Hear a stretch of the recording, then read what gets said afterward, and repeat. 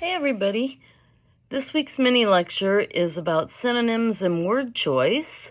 I'm using the sonnet that I was working on before. I haven't quite finished it. I was saving it for this lecture to show you how I can use synonyms to both meet the rhyme scheme requirements and the syllable requirements for the sonnet, and also how using synonyms can affect meaning, how I can do better at expressing the ideas or feelings that I want to express by choosing the right word. So let's take a look at some synonyms and get busy with some revising. Okay, so here's my completed poem. I'm going to go ahead and read you the first part, which is fine. The syllables are fine. The end rhymes are fine. In memory of Rachel Carson, nasty woman. Miss Carson, do you know what you started? Silent Spring and I were born the same year. You died. Now others fight the hard-hearted, the greedy, heads in sand, fingers in ears, shouting, la, la, la, la, I can't hear you, birdie lover, hysterical female. Their tactics never change.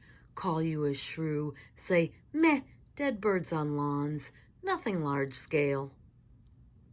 All right, so that's my first two quatrains, and they're fine.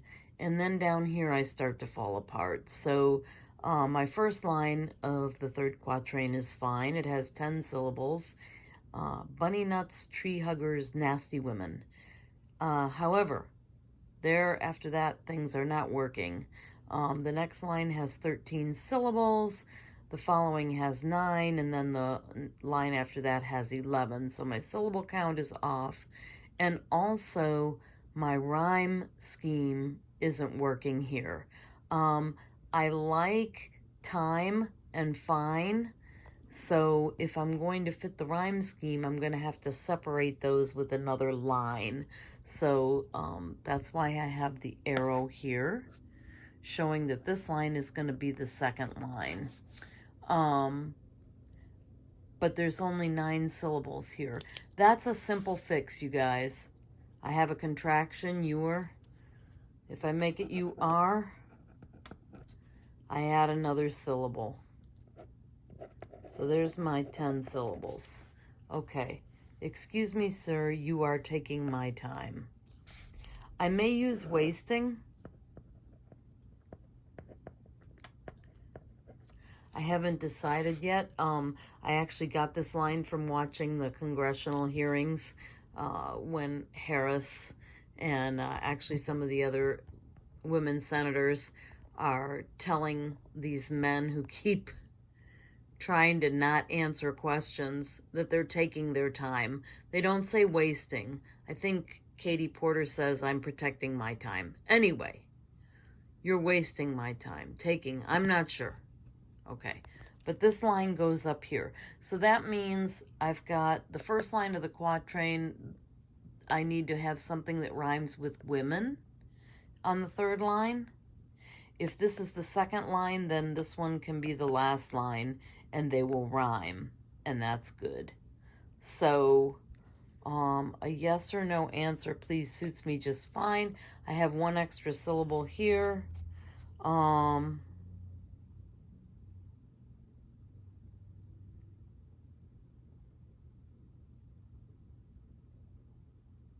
So I could do one of two things.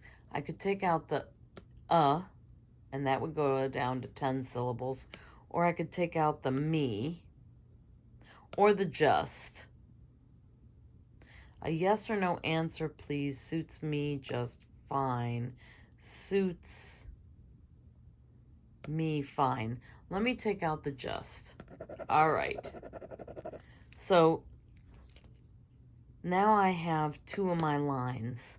The ones I need to fix, I can leave this one the same, but then this line is going to need to have something that rhymes with women. And remember, this line is coming down here. Okay. These two are changing places. Okay. So I'm not sure what to do with this line. I'm not quite sure yet. So I'm going to figure that out. I want to leave the names here because what I'm doing is establishing sort of a legacy of Rachel Carson, who you can read about her if you want to know more about her. One more nasty woman of history. So I'm going to come down here to my final couplet. So my final couplet, I've got an 11-syllable line and a 9-syllable line. I need to fix that. But I'm also playing around with words here. So the way I'm feeling about